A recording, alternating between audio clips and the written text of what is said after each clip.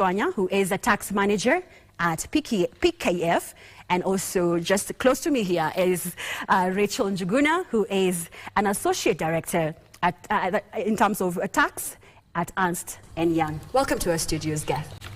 Thank you. Now, when you look at those numbers, and I would like to start with you, Rachel. Right. When you look at those numbers, I would like you to tell me, what are your thoughts? Thanks a lot for that question. My name is Rachel, as you said. I am an associate director at EY, looking after tax. I am a tax advisor. And I've been in this business for many years, and every year the CS Treasury comes up with the budget proposals for purposes of, making sure the government has money to run its business. When I look at what are the proposals, and given the fact that KRA has been struggling to collect the tax revenue, for me, I still feel that maybe the budget proposals are very high. Maybe not. They may not look. They may not meet the budget. But let's see how it goes. Okay. Yeah. Your opening remarks, James Chanyo, when it comes to the numbers that you've just seen on your screen, and you've also interacted with the budget policy statement and the Finance Bill 2024. What do you make of the numbers? I want to thank you very much. I want to pick up from where Rachel has left. I'm also of the opinion that that is a very expensive budget. Going by the numbers that are on the budget policy statement and what we expect to be read today, that budget is quite expensive. Depending on where you look at it, I don't think most players within the industry, depending on which sector, there's no one who is really happy about the budget. Maybe perhaps the only person who is happy is the national government or the Treasury. But if I look at the numbers and where those money is going to, majority of it, about close to 45 or 47% is going into debt reservicing. Very little is going into development, and majority is also going into recurrent expenditure. So we are literally left with a deficit that we have to meet, and where exactly do we get this deficit from? As Rachel has rightly pointed out, we have an issue in terms of the revenue collection. When I look at the numbers that were presented in March, we were slightly short of about 900 billion to collect. And if I look at the numbers realistically, I think probably by the end of this financial year, we will be about 600 billion short. The projected increase in revenue collection is about 300 to 20 billion addition. So I'm looking at a budget that has been put to do an additional revenue of close to 1 trillion in terms of collection. Now, where does this money come from? It comes from the ordinary mwananchi, because at the end of the day, the government wants to collect the taxes from the people. And the aggressive measures that have been put in the finance bill to try and collect this revenue, realistically speaking, that budget is quite unrealistic, going by the numbers that we had in 2020 to the numbers that we have now. Okay. Yeah. Esther, Esther, do you share the same sentiments as James and Rachel when they say this is a very ambitious budget? Thank you so much. I agree with them. Indeed, this is a very ambitious budget. If you look at the numbers, almost 4 trillion budget, and we are hoping to raise 2.9 from ordinary revenues. It's really, really ambitious budget. And just bearing in fact that even in this financial year, we might not be able to collect 100% of the local revenue. So meaning we will be starting off at a negative. So with that huge deficit, what does that mean? It will mean... Okay. Esther, let me cut you short as we work on your mic. We apologize for that technical hitch. Now, I take you straight to the National Treasury, where we'll be speaking to the Principal Secretary, Chris Kiptoo, who is also there to also prepare for the budget that will be read in the afternoon.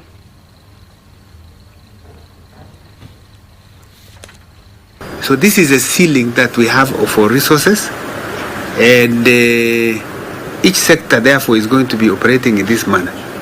And we also look at that medium-term framework based on what we project as the macro environment. What is inflation? What is growth? What do we see revenue going? How do we expand? All those macro parameters. So we issue in that report. Then now we tell entities, proceed now and go and engage in your sectors based on the ceilings which have been provided. So you'll find that we have, for instance, we have about 10 sector working groups. So one, if we talk about security, we have another one called public administration and international relations. We have another one that is what we say GJLOs, governance, justice, law and order. That brings in all the, then agriculture, then health, then education. All those, so all those go together. They go, and now, because ministries are grouped together and are co-chair and their secretariat, Treasury is only there to take notes.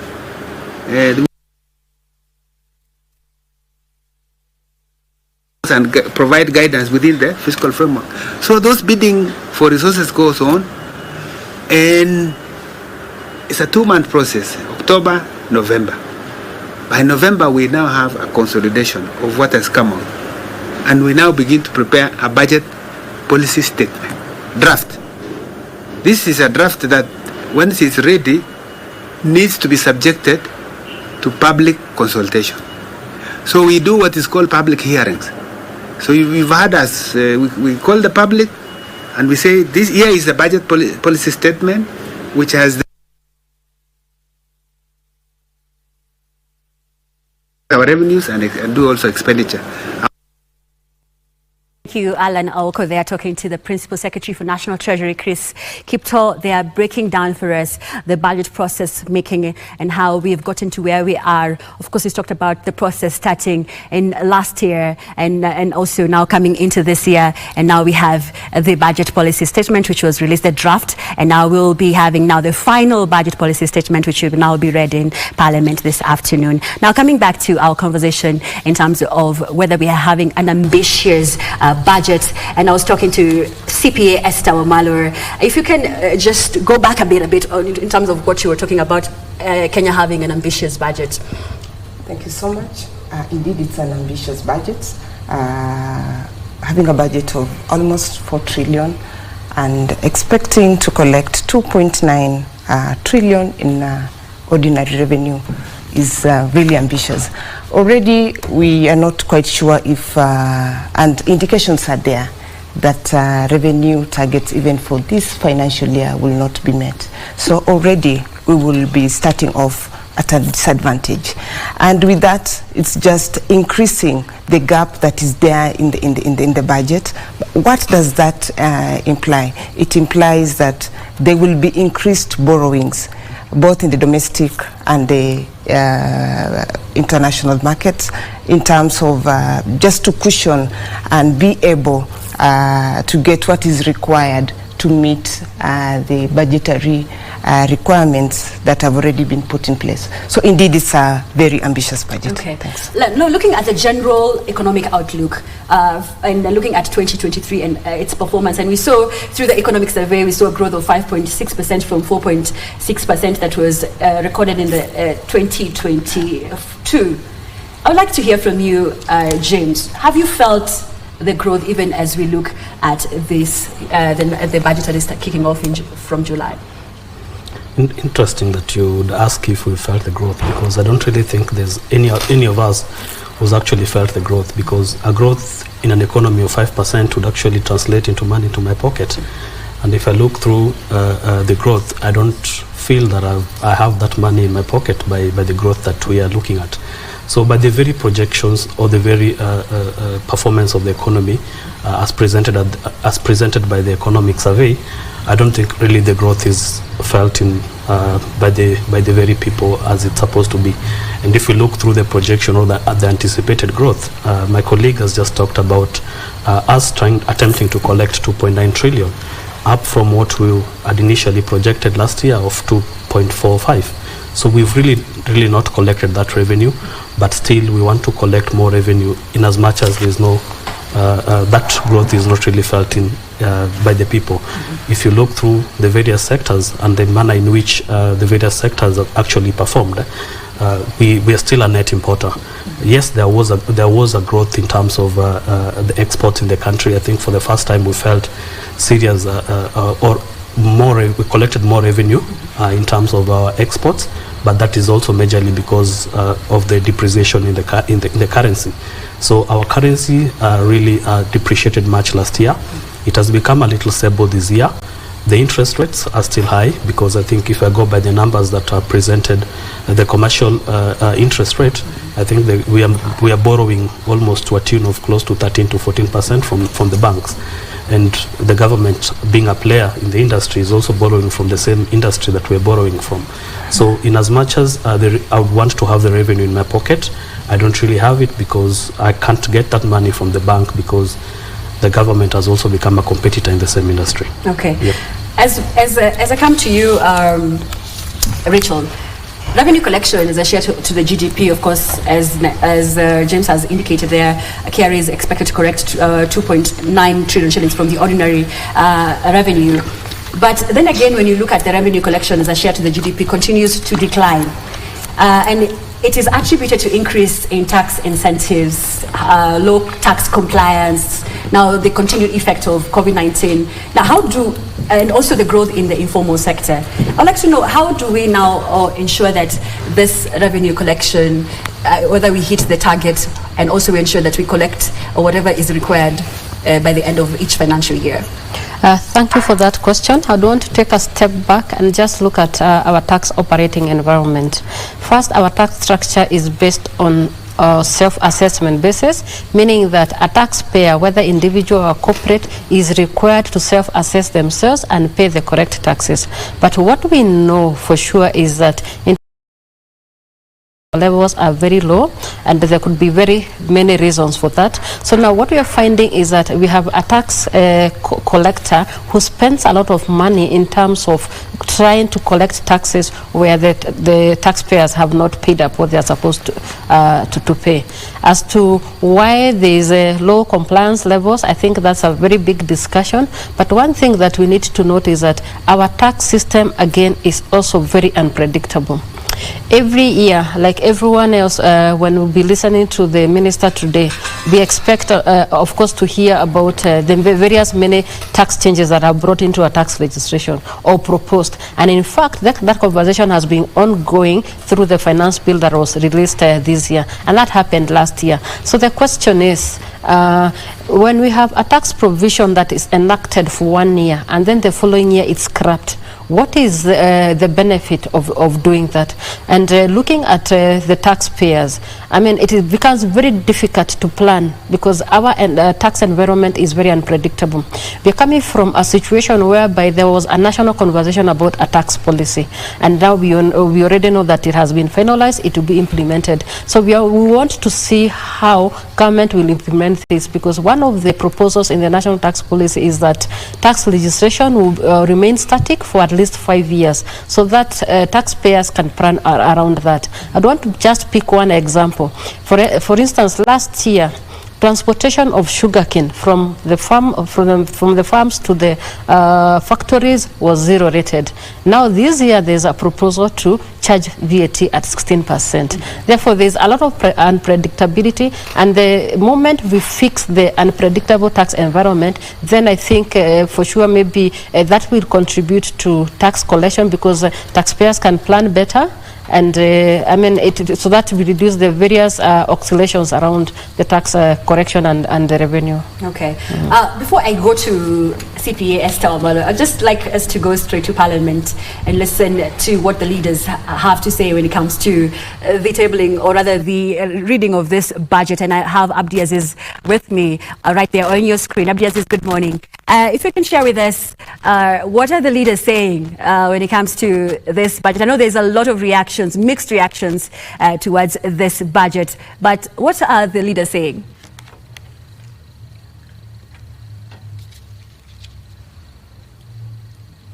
We're coming to you live, of course, from Parliament buildings, where we continue with our wall-to-wall coverage of this year's budget. That is the fiscal year of 24-25. As you rightly put it, Wari Munjega, we are talking about this budget that is the highest in our history, and of course will be presented here to the corridors of the Augusta House by none other than Treasury Cabinet Secretary Njuguna Ndugu, and of course the Professor will be coming in this afternoon. But we are trying to reach out to these members of Parliament, as well as governance experts, as well as economists, to just expound background on how we reached here and how we're able to finance this highest budget we have ever received in our country under the Kenya Kwanza administration. Joining me for this particular talk is none other than Keses Member of Parliament, that is CPA Julius Ruto. Mheshimiwa, thank you for making time for us. You are the members of Parliament who canvassed this particular issue of the 4 trillion budget. Now, how did you come about it? And of course, not just you, but the government as well. How did you come about the 4 trillion budget?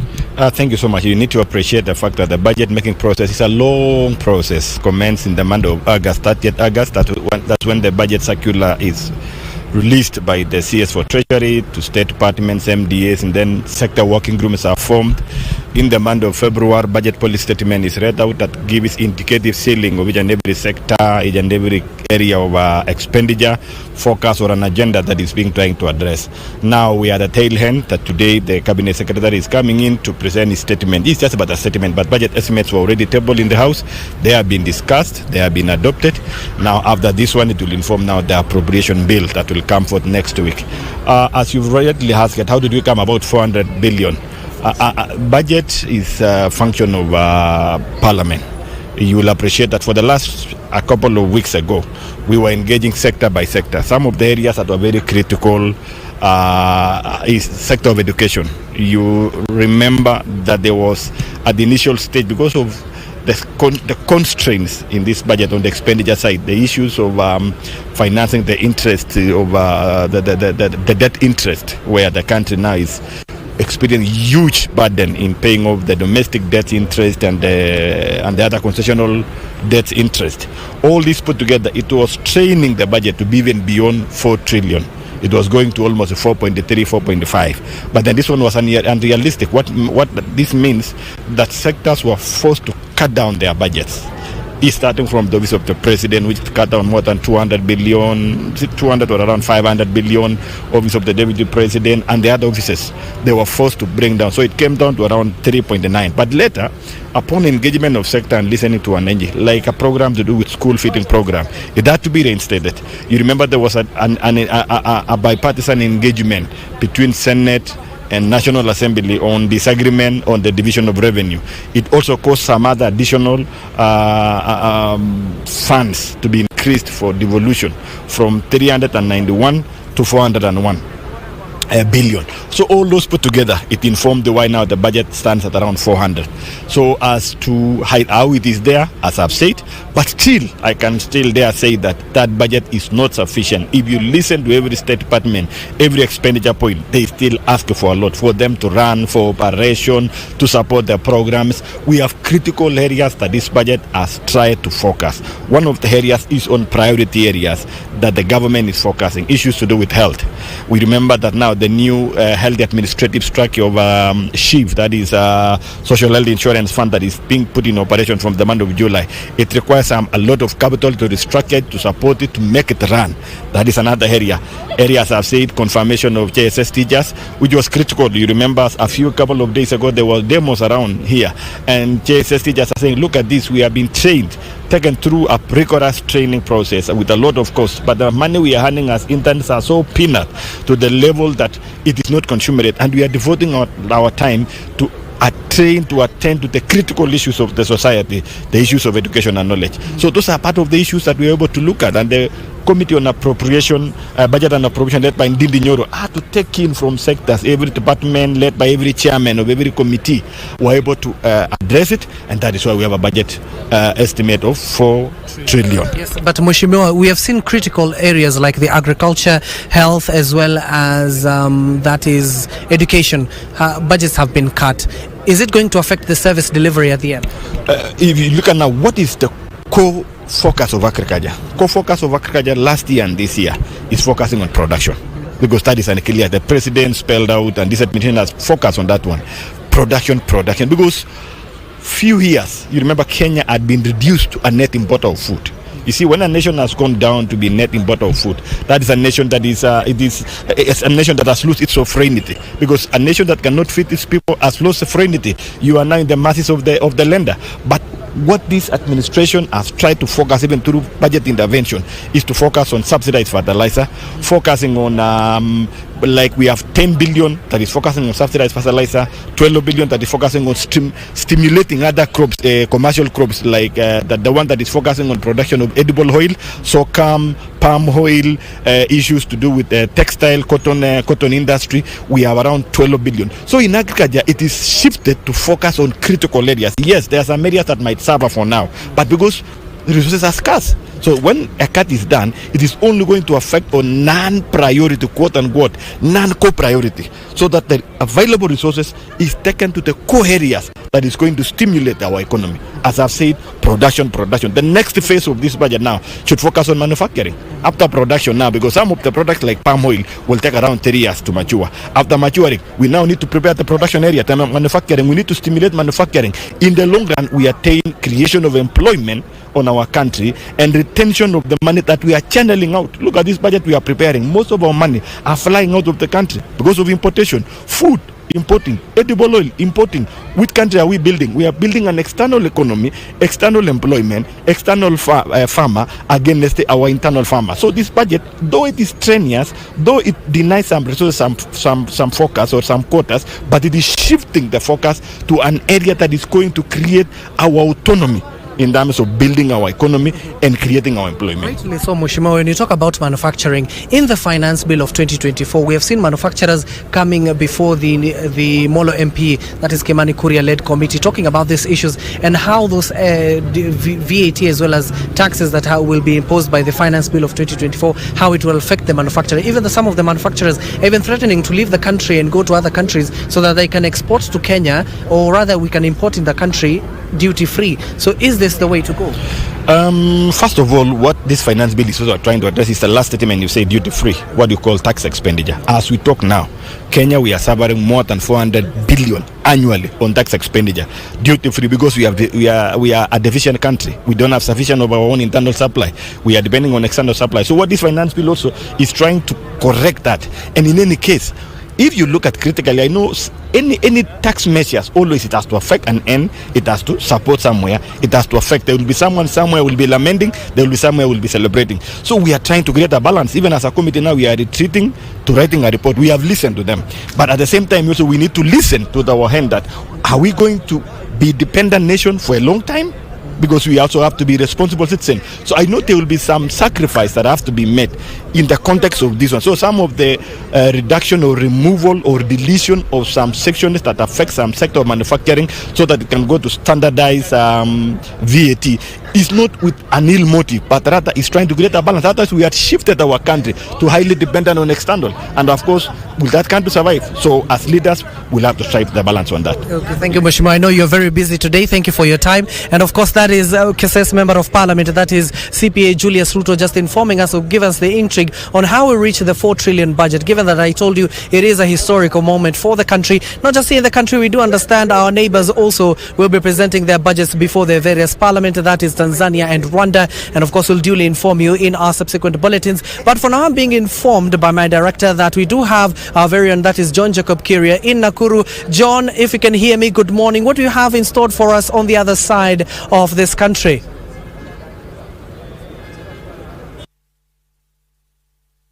Good morning from Broadcasting House. Indeed, we're live from Nakuru County as the country continues to await the unveiling of the nearly 4 trillion budget to be read out today by the Cabinet Secretary for Treasury, that is Professor Njuguna Ndugu. And the country finds itself once again in a quagmire, just like in previous financial year budgets, where the servicing of debt really gobbles up much of the money that should, in normal circumstances, really go towards development.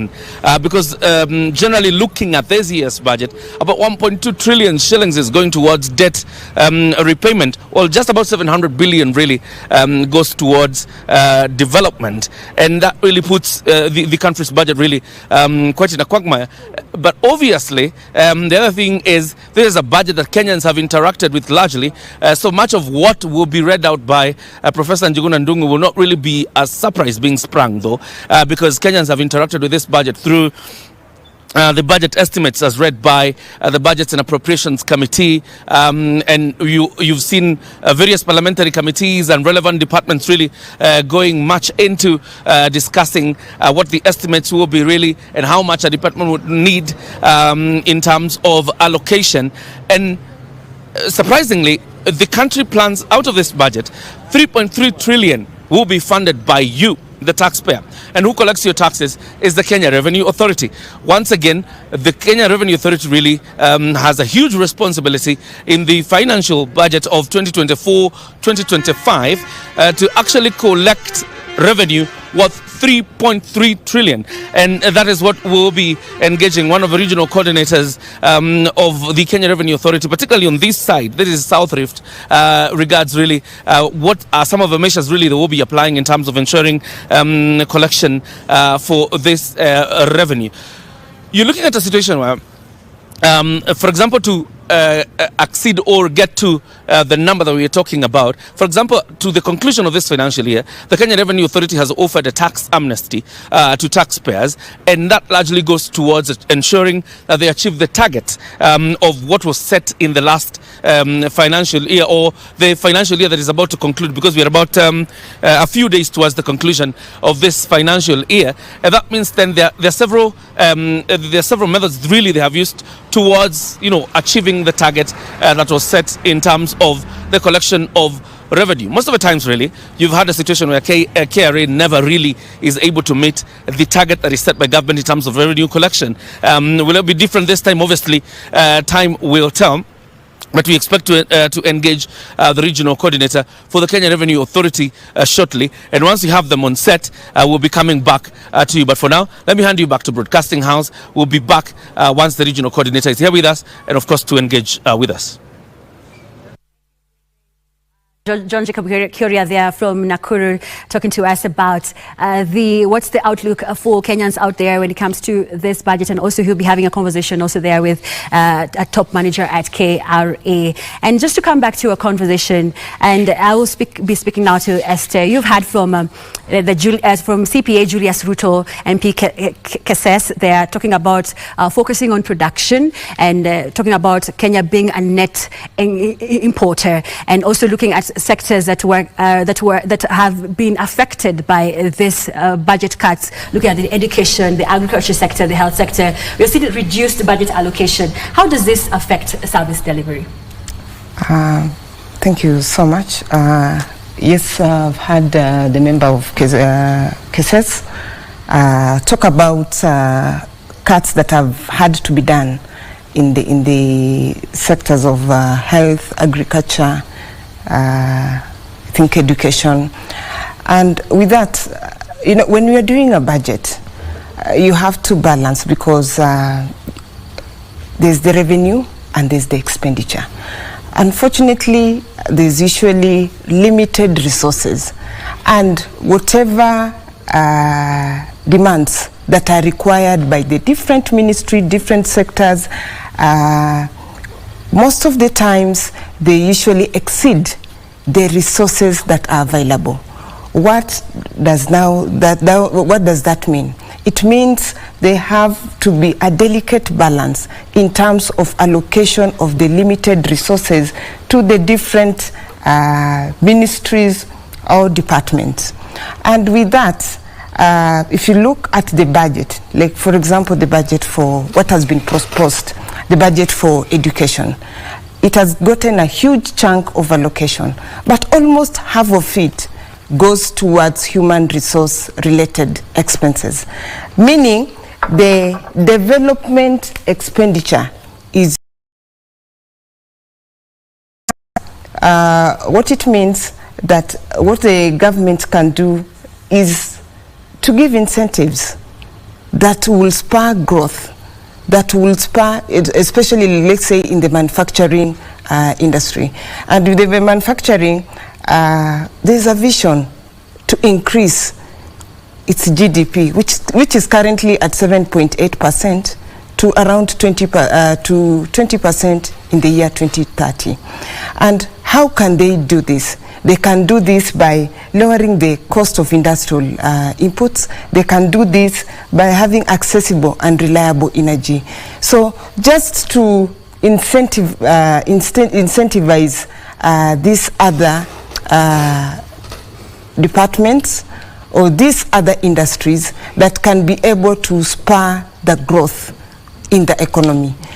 Growth in the economy will only be realized if people have disposable income, and there'll be increase in disposable income for them to spend. That is what will spur the growth in the economy, and that will only be done if the cost of production is reduced. And I've had the MP for Keses clearly talk about the manufacturing, and that is what they want to concentrate on. Okay. So if that can be done in terms of reducing the cost of production, indeed, it will spur growth by creation of jobs and all that. Okay, thank you, CPA Esther. I remember we are also live on our social media platforms at KBC Channel 1, and also you can tag me on Twitter at WJenga. And I have some feedback from you, Kenyans, and I would like also James also to chip in on this. There's one feedback here that if the government can focus on agriculture for food security and reduce the cost of doing business, just as Esther has indicated, and have a special fund for MSMEs, the country would be fine. Do you agree, James? I totally agree. And I want to respond to what he's saying by the very budget allocation to agriculture. I've seen a cut on it. I think when I last checked the budget policy statement, it was just shy of 100 billion, maybe about 99 billion. Into the agriculture sector. Now, the agriculture sector is one of those industries that is very hard to tax, but is also one of those industries that contribute significantly to our economy. About 33% of our GDP is from the agricultural sector. And if I look at employment, I'm looking at about 40% employed of the total population from the agricultural sector, about 70 of which come from the rural areas. But then you look at the kind of aggressive measures that have been put forward for the agricultural industries. I saw a reduced, or rather the removal of exemptions that are there for agricultural pest control products and the inputs. Measures that the government is attempting to bring into force to try and rather increase the revenue on that taxation. But I also want to link that to the national tax policy, because if you look at the national tax policy, what the national tax policy recommends is that we need to move into those add-to-tax economy and try and introduce taxes and try and collect more revenue from the taxes rather than just limiting the taxation to a few employed persons. Now, how do we, or how are we able to collect the taxes from that revenue? First, it means we need to grow that industry. And to grow that industry, then we need to have more allocations towards that sector through the fund that is spoken about, and even more so on the amount that actually goes to the various departments within the ministry. If you remember back maybe about 20 years ago, we used to have what was called the Maputo Declaration, where we had members of the various African countries met to try and at least agree on how much contribution should go to the industry, and it was agreed then that at least 10% of our budget should go towards that industry to try and grow that industry. They met back again somewhere around 2014, 2015 in what they were calling the Malabo Declaration. But if I look through the contributions or the revenue or the expenditure that goes to that industry over time, I don't really think we have ever been able to attain a 10% expenditure in that industry. And these are some of the effects that in the long run make it very difficult to be able to draw taxes from that industry. If, for example, we'd be able to pump in more funds into that industry, we'd be able to ensure that the industry is well funded, then we'll be able to draw as much revenue as we'd want to the industry. Linked to that, I think, is the edible oil, because edible oil is an agricultural product. We are an importer of edible oil. I think if you look through what we import, machinery will come top, and then we'll also have edible oil, palm oil itself, which comes from Indonesia and Singapore. But then you look through the excise duty that has been put up on edible oil. It means that every household out here will be able to, the cost on edible oil will go up. and it makes it very makes it very difficult for players within that industry to put much effort into the industry. So yes, I agree with the person when he says there's very little that has been done for agriculture, and maybe perhaps we need to take that to take more action on it. Okay. Yeah. Picking up from what James have said in terms of the medium-term revenue strategy, which aims to, of course, provide a framework for tax systems reforms and also boost domestic revenue, but which has also been declining over time. Rachel, if you can maybe suggest to us some of the changes, from your opinion, whether some of the changes and tax proposals we are seeing in this finance bill in line with the tax reforms proposed in the MRTS and also in the national tax policy. Okay, thanks for that question. What I've seen from the 2024 budget, and maybe going back to 2023, 2023 was more focused on direct taxation, whereas 2024 is indirect. And 2023 we saw a lot of tax rates going up, like for individuals with the creation of 2 additional tax bands. As to whether that increased income tax collections, that's a different conversation, but from the data that you've seen, it hasn't really contributed to more tax revenue coming from that sector.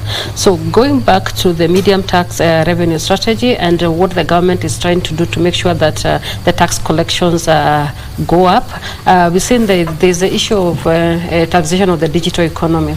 Number one, we need to be alive to the fact that a lot of transactions are happening in the digital space, and not just in Kenya, even globally.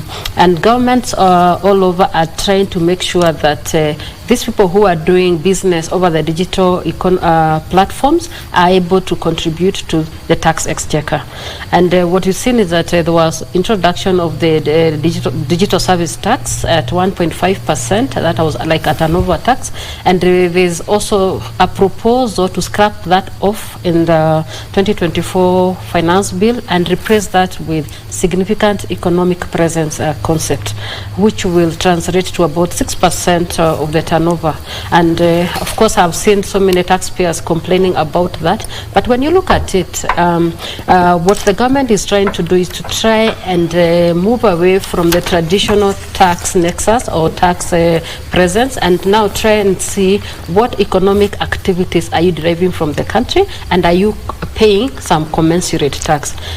Closely tied to that is the issue of minimum tax. A few years ago, of course, there was the introduction of minimum tax that, of course, didn't see the light of day, and now it has come back through the Finance Bill 2024. And now this one has taken a different shape, because this one is linked to what is happening globally, and there's the concept of the global minimum tax of 15%.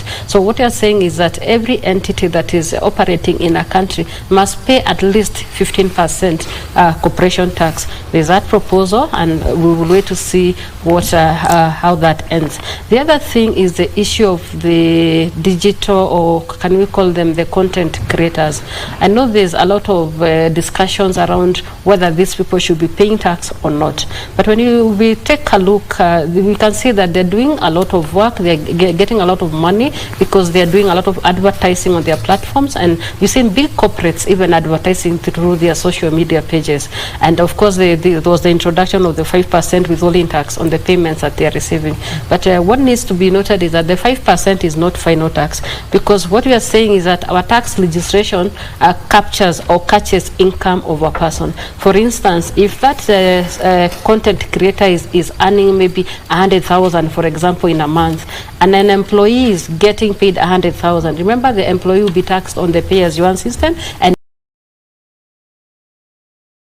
is that these people have not been paying tax. Like for that example of the content creator, he will earn his 100,000 and maybe not tax. So what you are saying is that for us to ensure that everyone contributes to this kitty, then whoever is earning an income must be able to be pay tax, or our systems should be able to catch those people so that everyone contributes to the exchequer. Okay, and we'll delve deeper into the wide array of taxes and administrative measures that are affecting different tax laws, and we'll be looking at that later on. But coming to you, James, earlier this week I had a conversation with the Principal Secretary for National Treasury, Chris Kipto, and he talked about these new tax measures, saying they were informed by, of course, the public debt, and he insisted that it must be reduced. And I'll quote him in terms of what he said.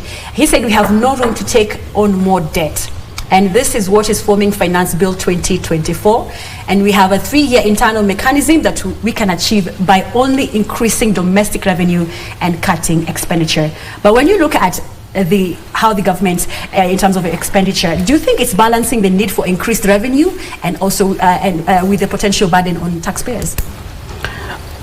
Now, if I look through that question and I look through the kind of statement that the Principal Secretary made, and it also goes in line with what they were attempting to ask the committee on the departmental committee on finance and national planning to try and ensure that the finance bill is passed as they want.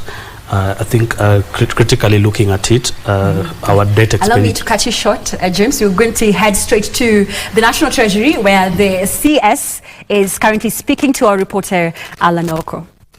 Major, could I say, undertaking for us, because as the National Treasury and all MDAs are involved in this, because it is our job to summarize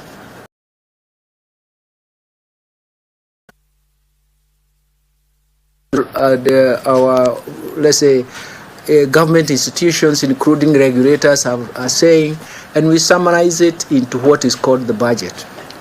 But in that summary, we are also summarizing what are the resources available, because everybody is looking at the resources. So and what are the revenue raising measures? Of course, in the end, everybody tries to look at the revenue raising measures without looking, first of all, their policies and programs. That's where we are. Let me say this, maybe as an opening statement, is that we have come from a very, very, very difficult period. And we are happy that with the leadership of His Excellency President William Ruto and his deputy, Honorable Rigathi Gachagua, they have stabilized the economy. We have come from very difficult times. We have seen some few signals which are very, very strong. For example, the 2023 growth, economic growth was actually 5.6%. We have seen inflation coming down to 5%, to its target level in April. In May, it went to 5.1%, which is actually not significant. So it means that inflation has come down to its target. We have seen stability in the exchange rate, in the nominal exchange rate. The nominal exchange rate is the national relative price, so it tells us about stability in the totality of the economy. And there are so many other aspects that we can relate to. That tells us that there is a very strong, should I say, very strong evidence that economic recovery has started, starting from the last quarter of 2023. But it is also a very fragile recovery, given the way you have seen the shocks from 2021, the COVID, 2020, the COVID, 2021 to 2022, there was massive. We haven't seen that drought in 40 years. 2023, El Nino hit us very hard. 2024, floods are still continuing. Go back a little, then 2021, 2022, supply constraints, 22, global dollar shortage. And you can see all these, we lump them as negative shocks. They are persistent because we don't even know when they end, isn't it? And they create some permanent effect in the economy. In fact, one of the estimates is to show that we have been reversed. We have reversed our 20 years effort in terms of poverty reduction and the inequality. The drought itself affected not only household inequality but also regional inequality in a big way. It is one of the most catastrophic issues that you can do. So what are we saying? We are saying strong evidence of economic recovery. But that recovery is fragile. It has to be supported. Strong policies, strong policy reforms, strong programs, and very, very strong and targeted interventions. Interventions to correct virtually everything. This is that is the way we need to support it. You can imagine, for example, right now, every time we turn, what is one of the damaging, or should I say, severe problems that we face? Debt, isn't it? We have to solve it with different dimensions. The most important thing is to realize that every time the budget is mentioned, everybody talks about taxes, revenue measures, revenue raising measures. But that is just one component. You're asking yourself, why do we raise revenue? There is one problem. There is one problem I want to emphasize, but it is not one problem. It is actually one problem in three problems. We call them trilemma. There is one dilemma, but composed of three dilemmas, so we call it a trilemma. One of the things is that everything and everywhere you turn, everyone wants government to spend more, to increase expenditure. We want roads, we want electricity, healthcare, education. So everybody wants the government to spend more. But for government to finance those aspects, healthcare, infrastructure, electricity, education, all those, it requires a lot of revenue. The only way you can finance that is through tax revenue or debt. Debt has, the second problem is that you have limitations in terms of debt. Debt today can be income, but debt tomorrow is going to be an expenditure. The third problem is that if you can't finance those revenues or those expenditures through debt, then you have to finance them through taxes. And everyone resists high taxes. So that's why we call it a trilemma, or a three-dimensional problem. It's one problem in three problems. But we are going to overcome by looking at moderate ways of trying to solve the problem. So the budget today is going to emphasize on the policies that we need to implement, policies, programs, and intervention to implement to support that fragile growth, that fragile economic recovery. We want to make sure that we revive the economy so that it can generate jobs for the youth. And that's where we are. Simple as that. We want to revive the economy so that we can pay our debt. We have been buffeted by debt, and everybody has seen us moving from moderate risk to high risk of debt distress, isn't it? So essentially, it is something you read, you write in the papers every day. So we are confronting all these problems. And on top of that, we have to build roads, we have to support hospitals, and that's why we are reforming even the hospital, the universal health care. There's the school program. We have a new school program. We have a financing model, and we all have to support that in terms of resources. So in a sense, what we are doing is to summarize all that we have got from both MDAs and government institutions, plus the private sector, and then public participation in terms of what they have brought to us. That's what we summarize, that's what we present. But this year's budget, we want to emphasize two things. First, we have to protect that economic recovery.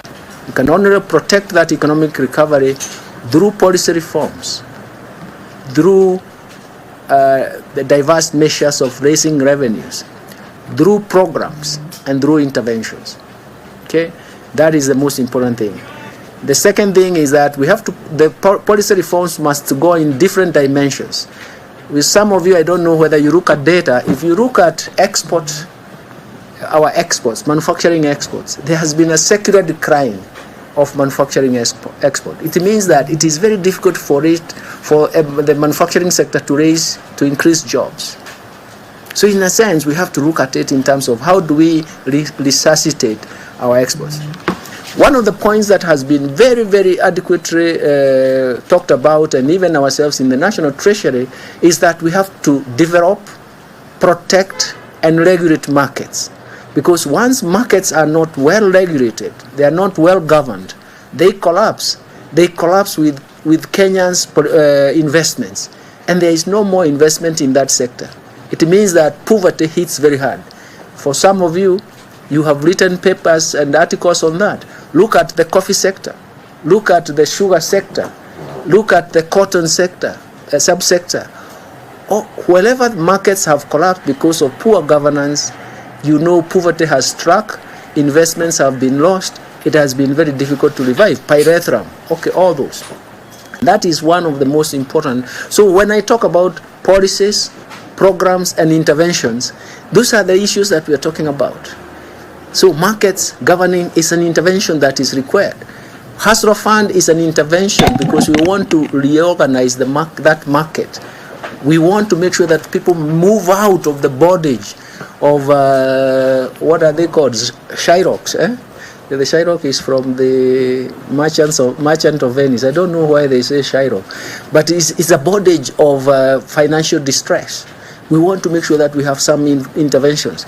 So when we talk about, we need very strong policies, we need strong programs aimed at targeting different programs. By the way, when we talk about programs, we are also they are targeting programs. We want to target the youth.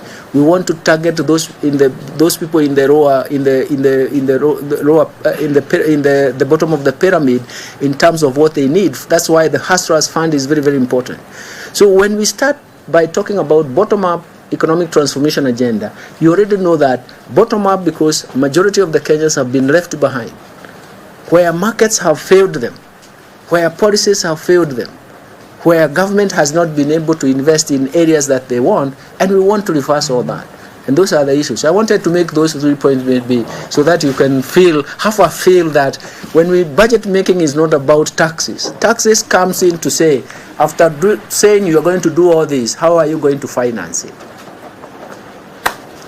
Now, all right, volunteers, maybe one of the things that has generated a lot of conversations is looking at the amount of this budget that is going towards recurrent expenditure versus development.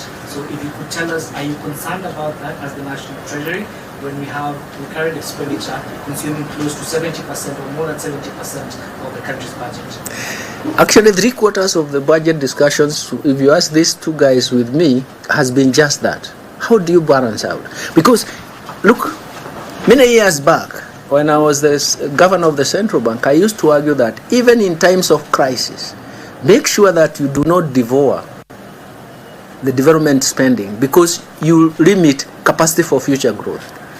That logic is still there. That's why we are saying those interventions is to protect development expenditure. Because once you